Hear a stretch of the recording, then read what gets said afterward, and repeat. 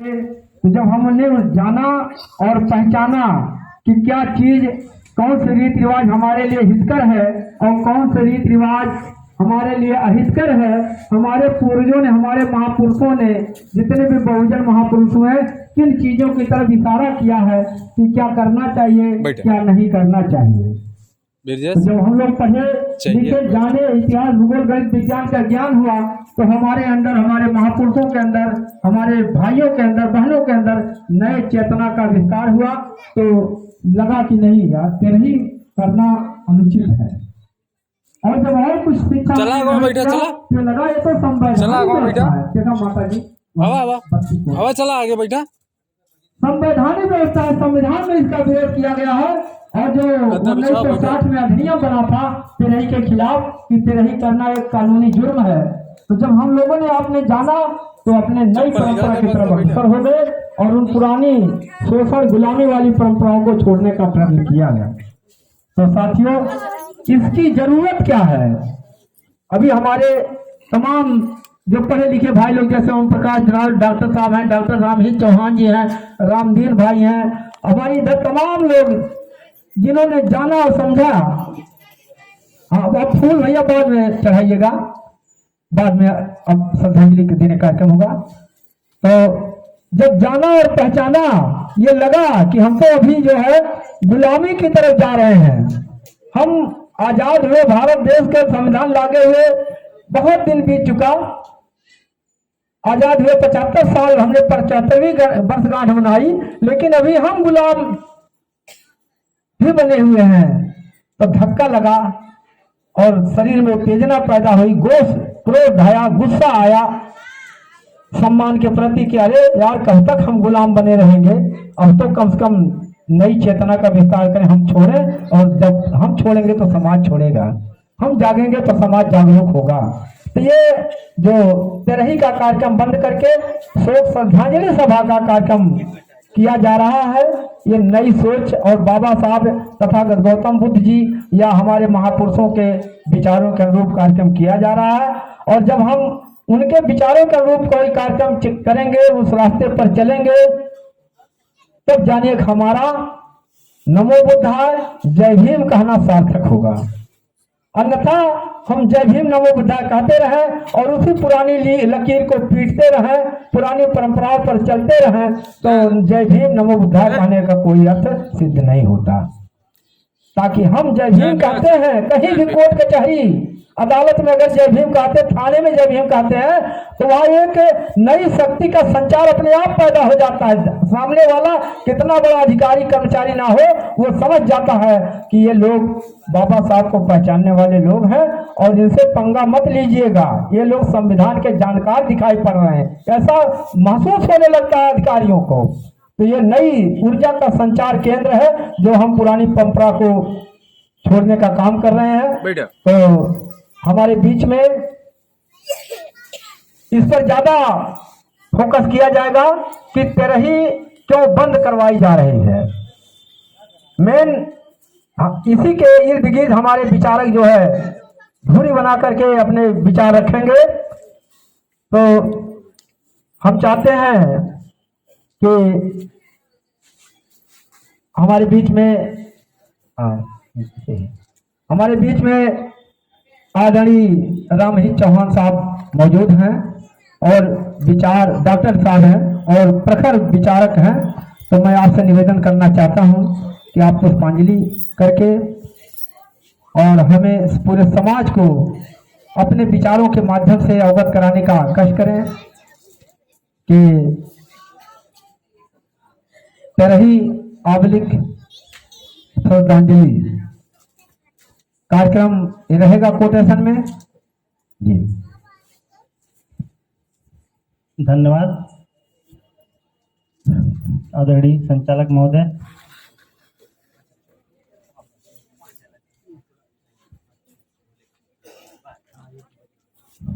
सबसे पहले बोधिसत्व तथागत बुद्ध के चरणों में श्रद्धा का सुमन अर्पित करता हूँ, कोटि कोटि नमन करता हूँ और बोधिसत्व डॉक्टर BR अम्बेडकर भारत रत्न, आपके चरणों में कोटि से प्रणाम करता हूँ। हमारे तमाम महापुरुषों को की चरण वंदना करते हुए सादर प्रणाम करता हूँ और आदरणीय मास्टर साहब को हार्दिक विनम्र श्रद्धांजलि अर्पित करता हूँ। और यहाँ पर उपस्थित सभी लोगों जो शोक सभा में उपस्थित हुए हैं, सभी लोगों को सादर नमन करते हुए अपनी बात को शुरू करता हूँ। साथियों, मास्टर साहब जी का डॉक्टर एकराज जी के पिताजी का निधन हुआ, ये बहुत बड़ी क्षति है। मुझे डॉक्टर साहब से 2-3 साल पहले से हमारा व्यक्तिगत परिचय था। हमने फेसबुक के माध्यम से जो ही मैं जाना, डॉक्टर साहब पोस्ट भी किए, उसके 10 मिनट बाद फ़ोन आया और बहुत ही दुख हुआ। तो आज इस कार्यक्रम में उपस्थित होने का मौका मिला श्रद्धांजलि सभा में। साथियों, अभी चर्चा हो रही है कि 13वीं या मृतक संस्कार में जो भी आते थे भोजन वगैरह, भोजन जलाया जाने का कार्यक्रम, बहुत सारे और आगे हुई है थोड़ा कार्य किए जाते थे, ये सब बंद हो रहे हैं। ये कहाँ तक समाज सार्थक थी? तो इस पर चर्चा होगी। तो मैं थोड़ा सा कुछ बिंदुओं पर चर्चा करने के बाद 13वीं पर भी बात करता हूँ। साथियों, जब भी हमारे घर कोई जन्म लेता है,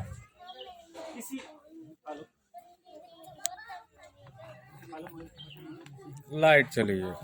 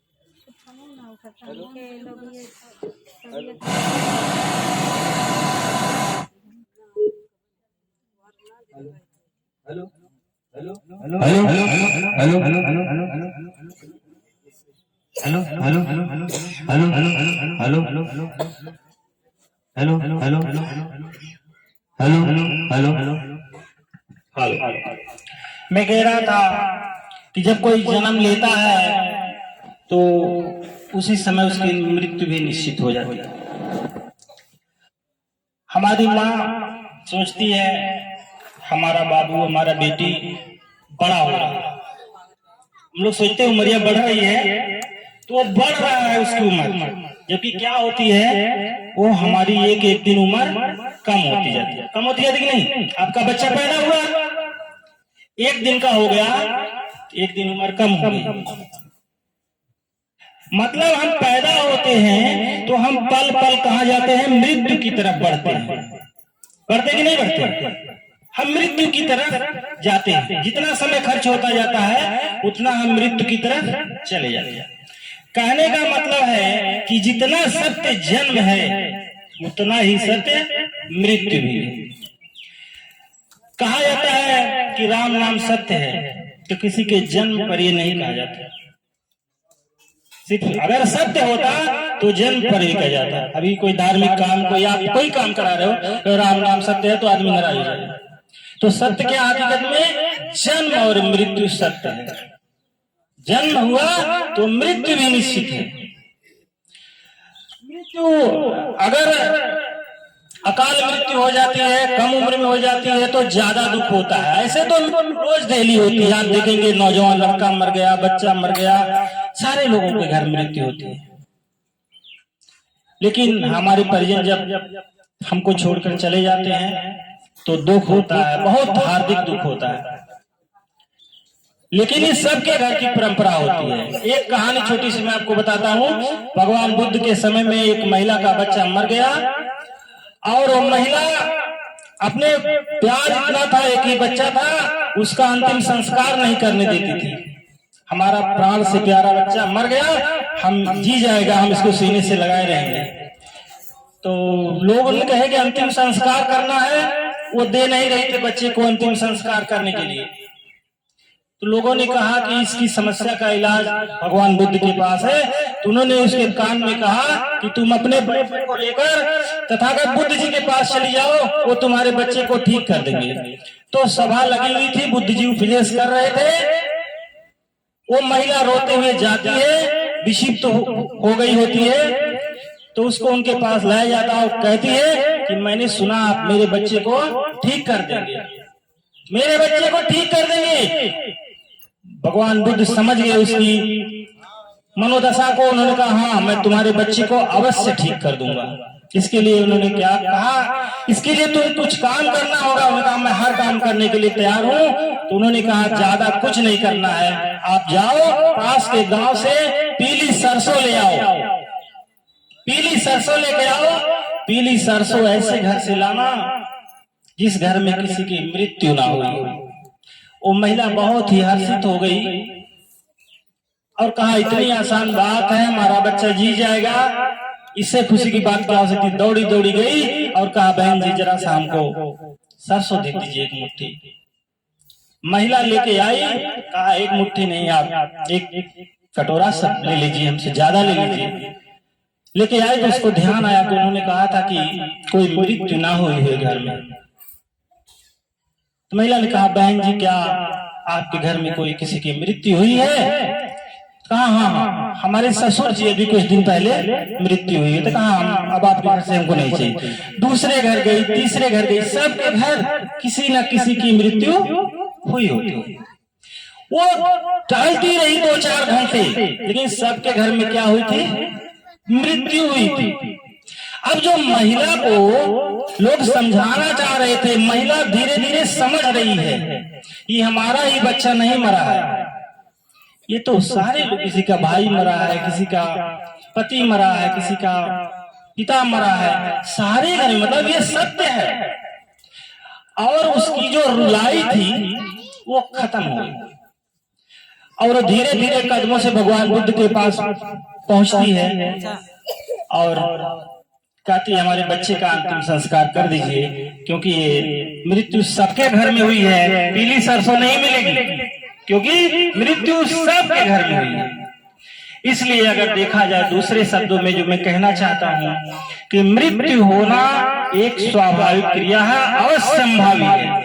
इसलिए बहुत ज्यादा शोक विलाप नहीं करना चाहिए, इसमें हमको जो है उसको सहज स्वीकार करना चाहिए। साथियों, ये परिवर्तन है, परिवर्तन प्रकृति का नियम है, ये होकर ही रहेगा। परिवर्तन के संबंध में मैं जानता हूं, ये हवा बह रही है, हवा आपके शरीर को टच करते हुए निकल जाती है। नदी का पानी है, आप नदी में उतर जाओ, वो पानी दोबारा आपको नहीं मिल सकता जिस पानी में आप पहले क्षण उतरे थे। जिस पानी ने पहली बार आपके शरीर को छुआ वो चला गया, नहीं आ सकता। ये समय जो है चला गया, नहीं आ सकता। जिस क्षण में बोला रहा हूं तुरंत वो समय बीत गया, नहीं आएगा।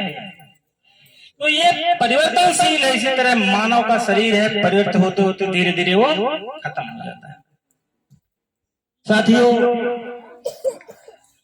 आगे अभी हमारे साथियों ने कहा कि मृत्यु बोझ करना किसी भी शास्त्र में नहीं कहा गया है कि आप जो है मृत्यु भोज कराइए। हाँ, कुछ पुराणों में लिखा गया है, लेकिन व्यंजन बनाने के लिए नहीं कहा गया कि आप व्यंजन कराइए, 16 बहुत सारे अच्छे पकवान खिलाइए।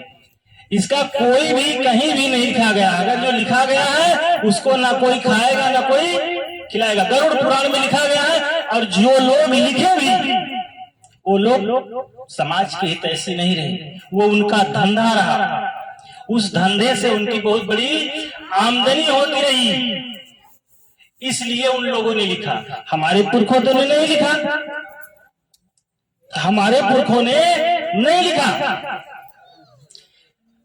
लेकिन हमको जिन लोगों ने लिखा स्वर्ग और नरक में फंसा दिया। अभी हमारे घर किसी की मृत्यु होती है तो हमको कहा जाता है कि स्वर्गीय हो गए हमारे, अपने आप किसी ने नहीं बताया, लेकिन हम लिख देते हैं स्वर्गीय। क्या आपने देखा, किसी ने बताया स्वर्ग कहाँ है? देखिए जितने ग्रह थे सारे खोज लिए गए, सारे खोज लिए गए, किसी को नहीं पता चला। चांद पे लोग, मंगल पे, सारे जगह पहुंच गए। अगर स्वर्ग होता तो नासा वाले सबसे पहले पहुंच गए, नासा को दिखाई नहीं पड़ा। जो हमारे पढ़े लिखे भाई हैं वो जानते हैं कि नासा अमेरिका की सबसे बड़ी अंतरिक्ष एजेंसी है, वो जो पूरी दुनिया को देख रही है कौन कौन कहाँ क्या है। अगर नासा होता वहां चले। अच्छा, अगर स्वर्ग इतना बढ़िया होता तो जो लोग स्वर्ग की परिकल्पना हमारे दिमाग में बैठा दिए, वो स्वर्ग काहे नहीं चले जाते जल्दी से? यहाँ धरती पे क्या कर रहे हैं? जल्दी मरो, स्वर्ग पहुंच जाओ, कष्ट काहे का?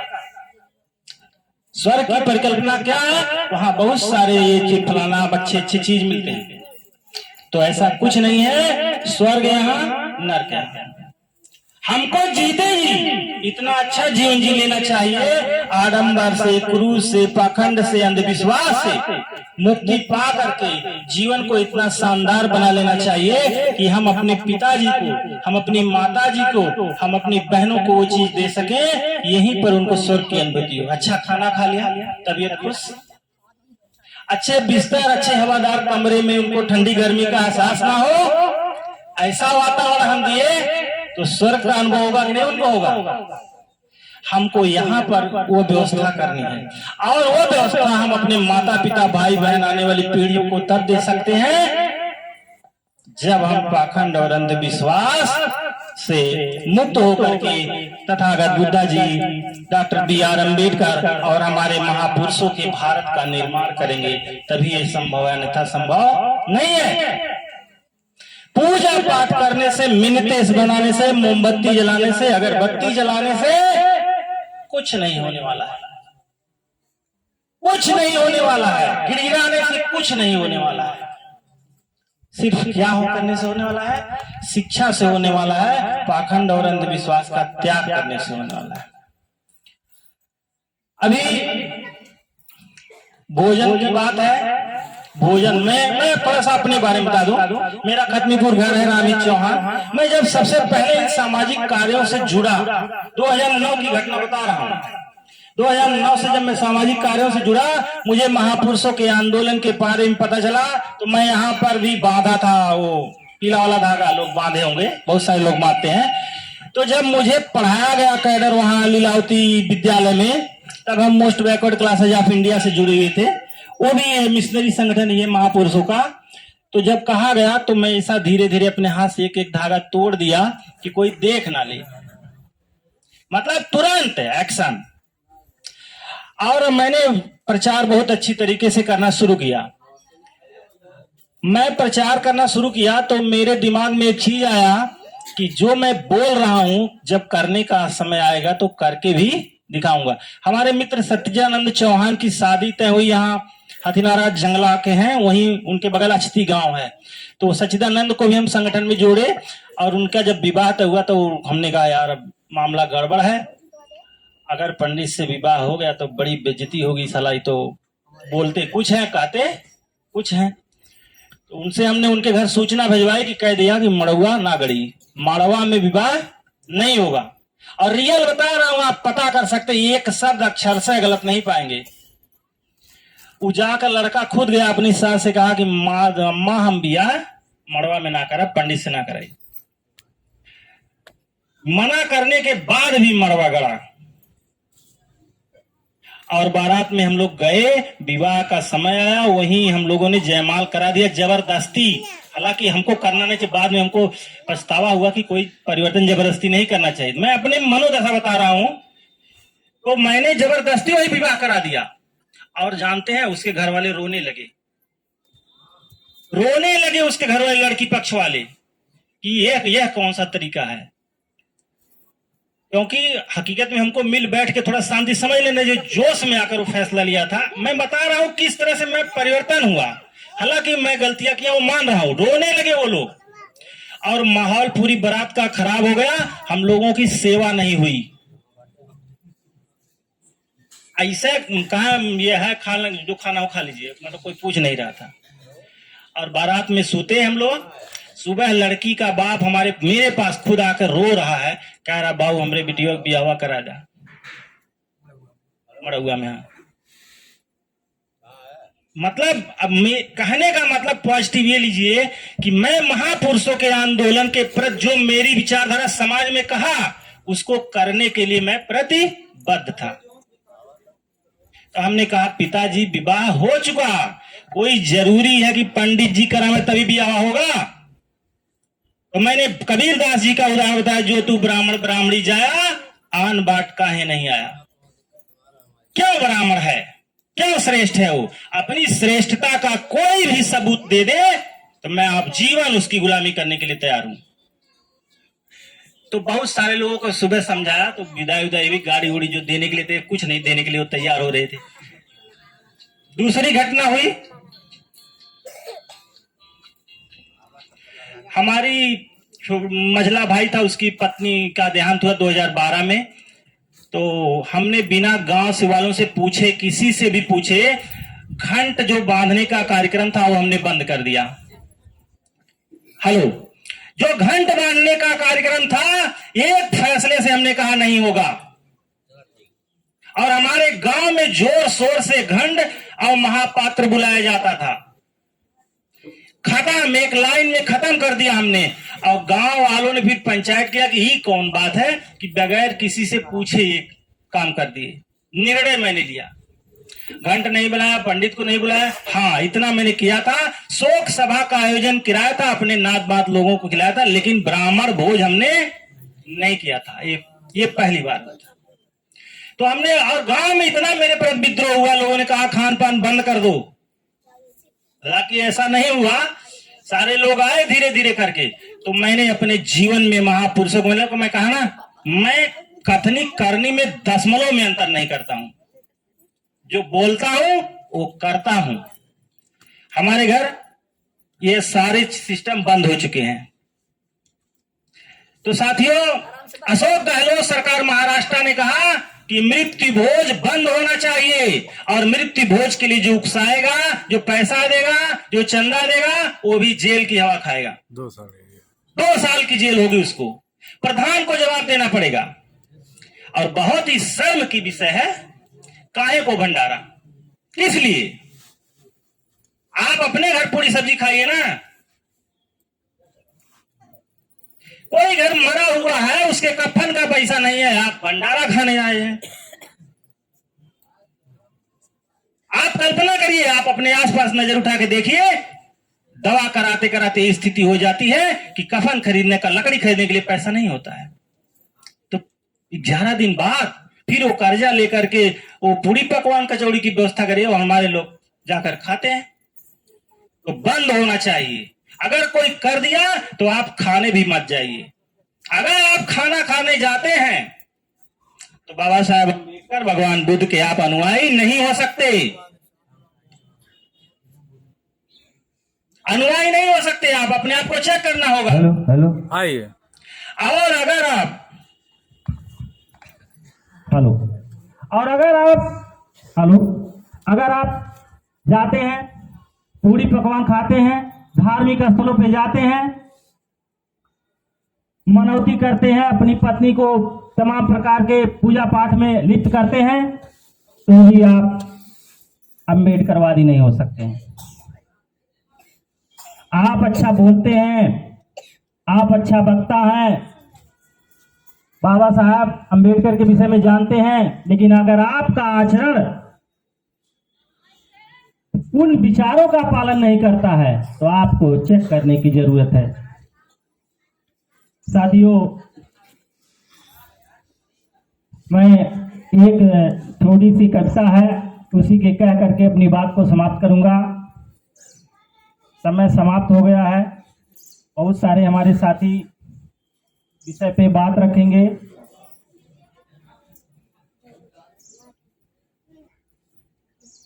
मृत्यु भोज पर ही है।